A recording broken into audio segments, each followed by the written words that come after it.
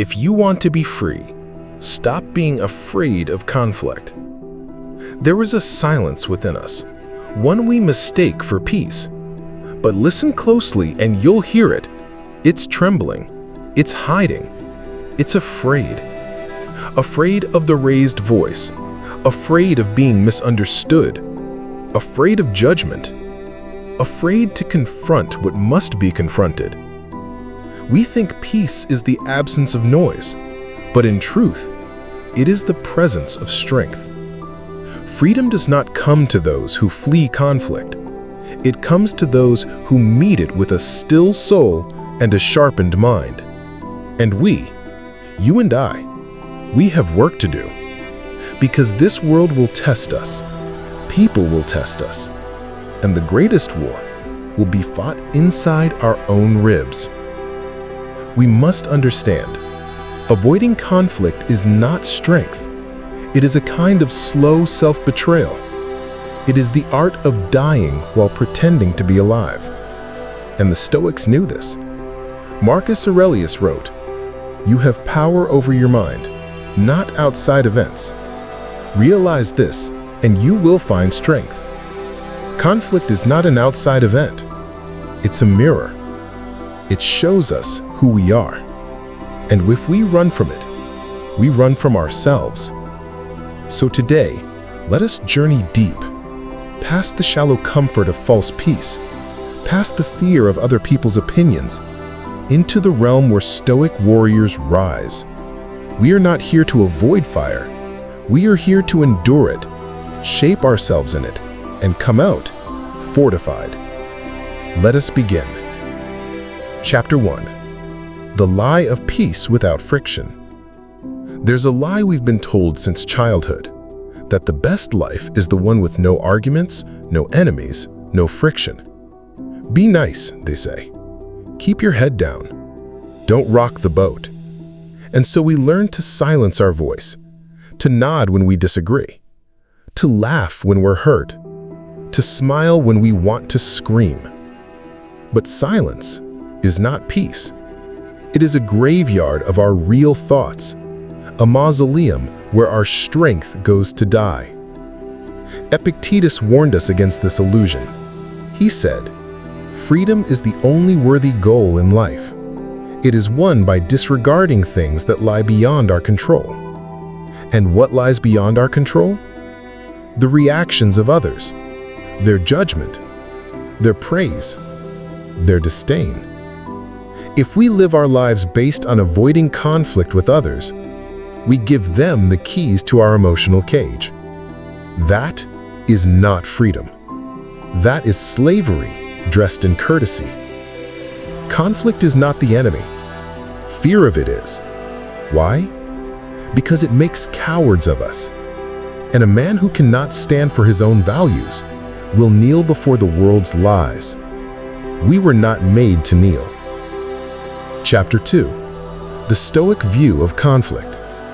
The Stoics did not crave war, but they did not flinch from it either. Seneca taught that it is not the storm we fear, but our inability to sail through it. Difficulties strengthen the mind, as labor does the body. A Stoic embraces conflict, not to dominate others, but to dominate the passions that rise inside. When someone disrespects you, your blood rises, your pride boils. This is the true battleground, not the insult, but your reaction to it. A coward lashes out blindly. A weak man retreats and simmers in silence. But a Stoic? He stands, he breathes, he looks within and says, "I will not let you control me, not even with your disrespect." That is power. It is not passivity, it is control. And this is why we must train our souls in the face of conflict, not to win petty fights, but to gain inner dominion. Chapter 3. Why the fear of conflict is slavery. Ask yourself, why are you afraid of conflict?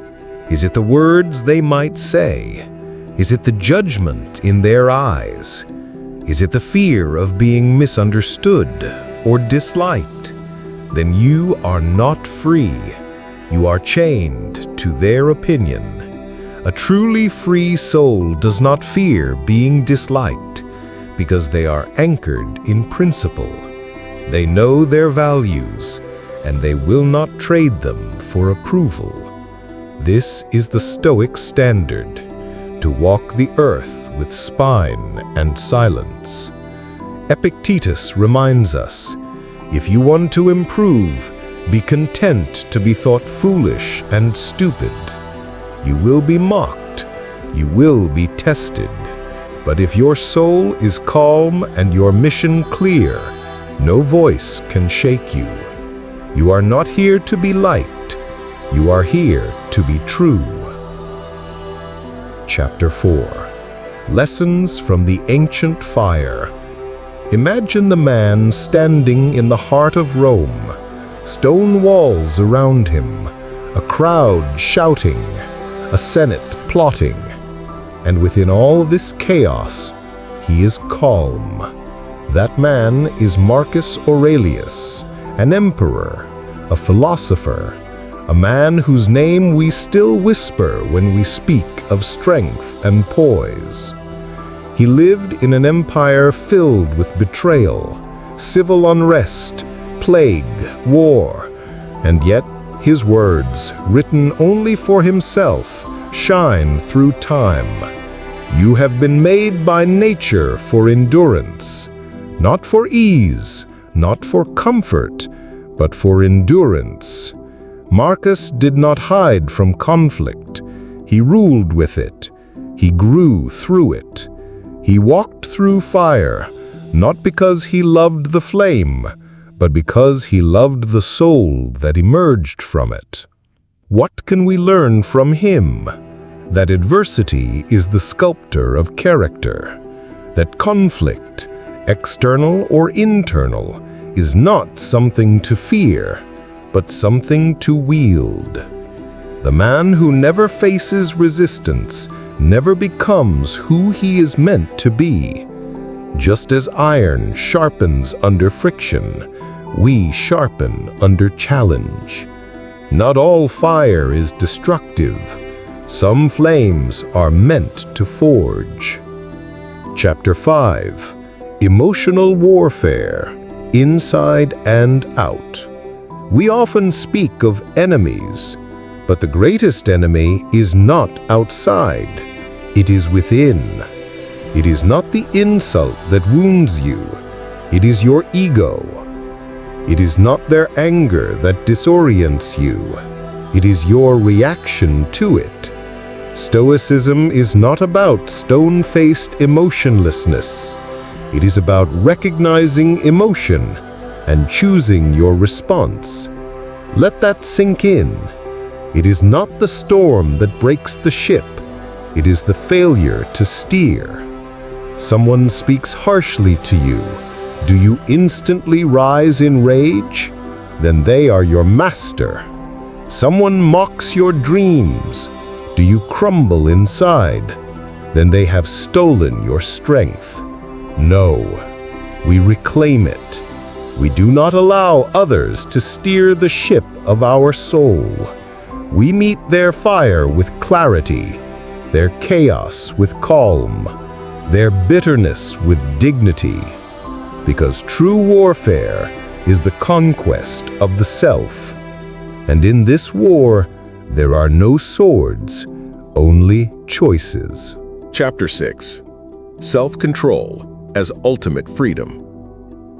Now we approach the core of it all. Freedom. Not the political kind, not the freedom to travel or vote or speak, but the freedom to remain unmoved by things that don't deserve your peace. The freedom to say no when the world demands yes. The freedom to stand in the middle of chaos and remain unshaken. This freedom, true freedom, requires self-mastery. And self-mastery is not born in comfort, it is born in conflict. The Stoics trained for this, daily, rigorously. Seneca wrote, "It is not that we have a short time to live, but that we waste a lot of it. What do we waste it on? Trying to avoid discomfort, trying to avoid tension, trying to make everyone like us. And so our days are spent polishing masks, while our soul starves for truth. Let us stop. Let us confront. Let us stand in the face of what we fear. Let us speak the truth when it trembles on our tongue. Let us walk into rooms where silence demands courage. Because when we do, when we look fear in the face and act anyway, that is when we taste freedom. Chapter 7. How a Stoic Faces Conflict. Let us now be practical. What do you do when conflict arises? You breathe. You slow everything down. The world will try to speed you up, to provoke, to push, to draw you into chaos. But you pause. You think. You ask, what is truly within my control here? And then you act, not from emotion, not from pride, not from fear, but from principle. The Stoic faces conflict like a mountain faces the wind, unmoved, rooted, still. Do not speak when silence serves. Do not fight when walking away is wiser. But do not yield when truth is at stake. The Stoic chooses conflict when it aligns with virtue, and never for the sake of ego. We do not fear the argument. We do not fear being alone. We fear becoming the kind of man who sacrifices his values to avoid tension. That is a fate worse than conflict. Chapter 8. From Fear to Fortitude. You may be asking now, how do I become this person? How do I stop being afraid? It begins with small steps. You speak your truth in quiet rooms. You say no when you'd usually say yes to keep the peace. You allow discomfort to sit beside you without running from it. Every act of courage is a muscle. Every moment of discomfort faced makes you stronger. Do not wait for the big test. Train in the little ones. That friend who crosses your boundary, tell them gently but clearly. That boss who disrespects you, speak up respectfully but firmly. That moment when your body screams to flee confrontation, stay grounded, stay rooted. This is your training. This is your fire. And every time you choose fortitude over fear, you burn off the parts of yourself that are no longer worthy of you. You become steel. Chapter 9. Inner Armor, Outer Calm. The world misunderstands calm. They think calm means weakness, passivity, surrender. But a Stoic's calm is not surrender, it is armor. A man who is calm while chaos surrounds him has already won half the battle. Why? Because he has denied the enemy entry into his mind. When others panic, when tempers rise, when fear spreads like fire across the room, we remain still. Stillness is not an absence of action, it is clarity before action. Marcus Aurelius said, "If you are distressed by anything external, the pain is not due to the thing itself, but to your estimate of it, and this you have the power to revoke at any moment." We build this inner armor not in one day, but in daily decisions. We choose not to react instantly. We choose to observe the emotion rise, and we wait. We let the storm pass inside us, and when it does, we move with precision. Calm is not a personality trait, it is a discipline. And when you walk into a room with this calm, when others see that they cannot shake you, they begin to respect you, even if they never admit it. We must stop trying to control what others say, think, or do. Instead, we master ourselves. That is the Stoic's calm, and it is forged in conflict. Chapter 10. reclaiming our freedom through courage. So many of us walk through life shackled, not by chains we can see, but by fears we won't confront. The fear of being rejected, the fear of making enemies, the fear of confrontation. These fears run our lives. They dictate our relationships, our careers, our decisions. But we forget, every time we choose comfort over courage, we sell a piece of our freedom. Real freedom is not the absence of struggle. It's the presence of courage. Courage to speak, courage to walk away, courage to stand alone, courage to be misunderstood and not flinch. Epictetus said, "No man is free who is not master of himself." You want to be free? Then you must be willing to be disliked. You must be willing to face conflict, not because you love drama, but because you love truth more than approval. And this courage is not a loud, brash thing. It's quiet. It's in your spine. It's in the way you look someone in the eye and say no, with no apology, no fear, no performance. That's what freedom looks like. Not the absence of opposition, but the refusal to be ruled by it. Final reflections. We rise not in comfort, but in fire. Let us step back now and reflect. Why does this matter? Because a life without conflict is not a peaceful life, it is a dead one. And we were not born to die quietly. We were born to struggle, to wrestle with truth, to collide with resistance and rise stronger. Conflict is not our enemy, it is our teacher. It is the sharp edge that reveals where we are still soft. It is the mirror that shows us where we still fear. And every time we avoid it, we remain the same. But every time we lean into it, with reason, with clarity, with purpose, we grow. So when you feel that tension rise, that moment when you must speak, that moment when you must stand your ground, that moment when the world is watching and your voice shakes, don't run. Breathe, stand still, and step forward. We do not run from the fire, we walk into it. Because we know only in fire are we forged. So you who are listening, you've felt it, haven't you? That ache inside, that frustration at biting your tongue, that regret of walking away from something that mattered just because conflict was uncomfortable.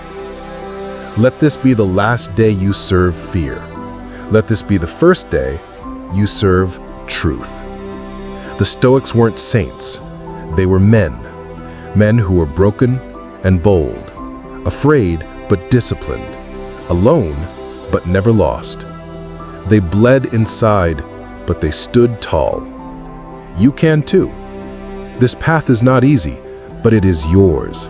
And if you walk it, truly walk it, then no man, no insult, no moment of chaos will ever own you again. You will belong to yourself, and that is what freedom is. Thanks for watching.